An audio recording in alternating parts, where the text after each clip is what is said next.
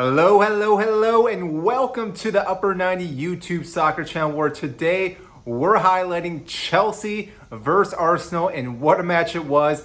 Chelsea came on top, but let's dive deeper into this. So stick around as we talk about the three takeaways from this game. For those that don't know who I am, my name is Mike. Obviously, I'm a Chelsea fan, and which is why we're talking about this game and how great Chelsea looked today.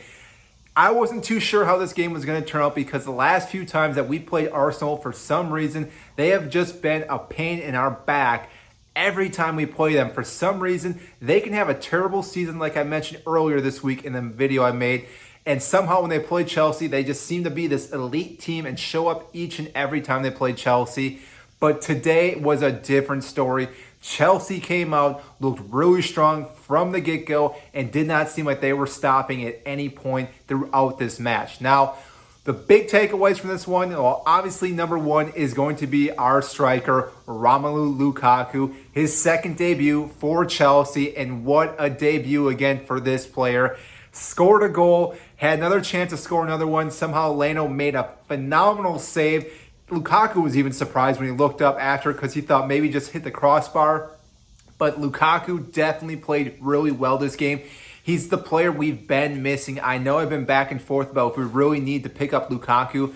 After watching him play today, though, it really showed what we've been missing. It really reminded me of Didier Drogba and Diego Costa, just the way they were able to bully defenders throughout the game. And as we saw, Lukaku just bullied Arsenal players, pushing him around, able to hold on to the ball, play it back and forth, whether it was with Reece James, Mason Mount, Kai Havertz. But the hold play is something we've been missing. It seems like prior to this, we were just really counterattacking, being very quick and precise with outside on the wings. Where now with Lukaku, we can play a ball to him, he can drop it back, which then can open up channels to our wingers, such again as Reece James, Alonso, Chilwell, Azpilicueta, depending who's playing on our wing backs, along with even Pulisic, Ziyech, Mason Mount, Kai Havertz, Timo Werner, all those players. So this is going to be a huge link up throughout this entire season. So it's amazing to see him back. Obviously, we were really hoping this is what we were going to get from Lukaku when he first played for Chelsea.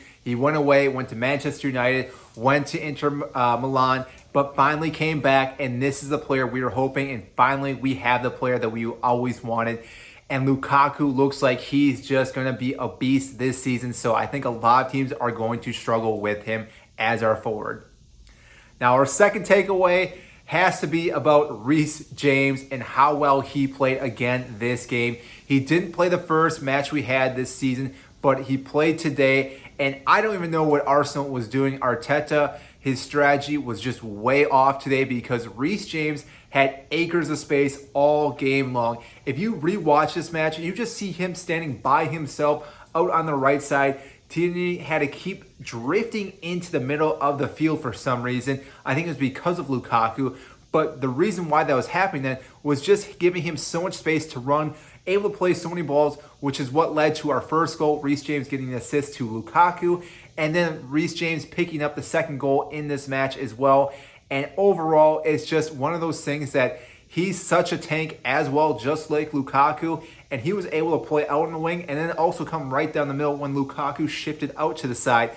The fact that we have two players that play pretty similar can be really dangerous for a lot of teams because they're not going to be able to defend both these players out on the wing or in the center, and therefore this is going to be a huge plus for Chelsea moving forward because Reece James is such a young player, so much pace, his vision as a player to pass the ball, across the ball, all those things, he can do it pretty much on just a one-touch pass, and therefore it's so lethal. And with having Lukaku at the end of that cross is going to lead to a lot of assists, not only for this player, but also Lukaku getting some assists probably to Reece James as well.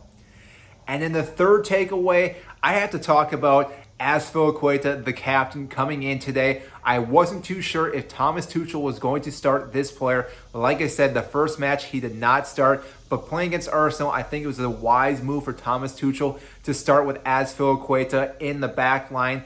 And why I really want to talk about this and take away from this is that Azpilicueta didn't start the first game, started the second one, And this is going to lead to a lot of pressure with each and every player on the field, not only in defense, but even in our midfield, because we have such huge depth with all the players that we have on this team. Trevor Chalaba, which we saw in this first game, is going to be a player that's going to be really pushing some of these players. Thiago Silva still hasn't played as well. So you got to think about Rudiger, Christensen, Azpilicueta, Reece James all have that pressure on them, as is Alonso because he has Chilwell right there. In the midfield, we have Conte, who came off the bench today, Jorginho, Kovacic, Mason Mount could probably drop back there. And up top, we have Pulisic, Timo Werner, Kai Havertz. Romelu Lukaku, I think, is the only player that probably doesn't have anyone pushing up against him right now. But it's not a bad thing because, again, any of our attacking third players could obviously play in that position as well. But because we have such a huge depth, it is going to allow this team to keep growing, keep pushing. And it really reminds me back in the early 2000s when we had Lampard, we had Terry, we had all those guys that really each and every week had to perform because there was other players just nipping at their heels. There was Essien, Joe Cole, Robin.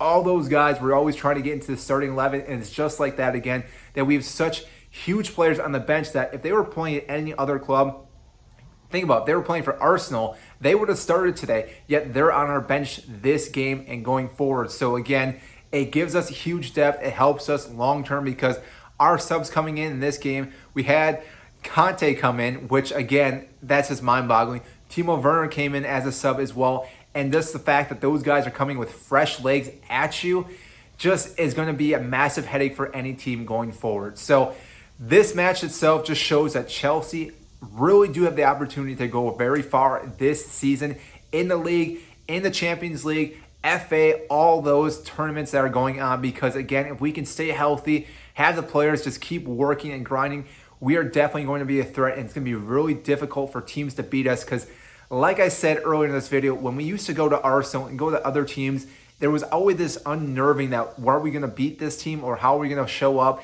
And today, we just cruised through this entire match. Yes, Arsenal had a few opportunities, but they were shut down immediately. Smith Rowe had the one chance, but Azpilicueta stepped up, made the block like he always does, and therefore, like I said, there weren't too many threats. Rob Holding seemed to be the only guy that was getting a real close chance, which he's their CB, and that's speaking volume for Arsenal if that's the only guy that's putting up threats for goal scoring. So Arsenal are in shambles right now, to say the least, but Chelsea right now are on the rise, and I think each and every week we're going to look better and better. Next week we play Liverpool, which happen to be tied for first right now, so that is going to be a big match. I think we're going to have a really difficult time. Obviously, Van Dijk has been playing really well. This isn't a away match. Van Dijk hasn't lost a game while he's played for Liverpool at home. Along with the rest of their defense, I believe Robertson will be back and healthy. Maltip's been really playing pretty well. TAA, again, just playing out of his mind. Him and Reece James really play very similar. And so, therefore, I think this is going to be a really close match going back and forth. A lot of counterattacks and a lot of build-up of play, too, in the midfield. So, really looking forward to that game, but we'll see what happens. And we'll make a video, obviously, for that when that time comes. So, that is all I have for you today. If you haven't, make sure to like and subscribe down below. I greatly appreciate that. That means a lot. Helps grow this YouTube channel, helps get this video out to more and more fans. So make sure just to like and subscribe. I greatly appreciate that. So we will see you next time.